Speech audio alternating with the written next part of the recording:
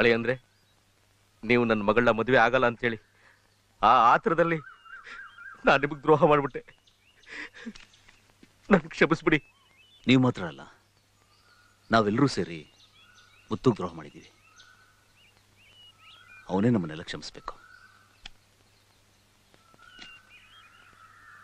ಸಾವ್ಕಾರ್ರೆ, ನಿಮ್ಗೇನಾಗಿಲ್ವಲ್ಲ? ಚೆನ್ನಾಗಿದ್ದೀರಾ? ಮುತ್ತು, ನಾನೇನು ಮಾಡಬಾರ್ದು ಅವಮಾನ ಎಲ್ಲ ಮಾಡಿಬಿಟ್ಟೆ. ದಯವಿಟ್ಟು ನನಗೆ ಕ್ಷಮಿಸ್ಬಿಡು. ಏನ್ ಸಾವ್ಕಾರ್ರೆ, ದೊಡ್ಡ ದೊಡ್ಡ ಮಾತುಗಳನ್ನ ಹೇಳ್ತಿದ್ದೀರಾ?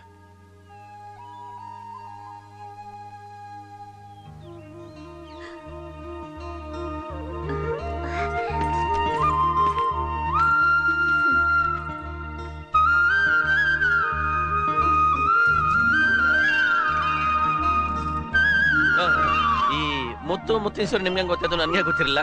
ನಾನೇ ಹೇಳ್ಬೇಕು ಅಂತಿದ್ದೆ, ಅಷ್ಟರಲ್ಲಿ ಅಮ್ಮ ಬನ್ನಿ.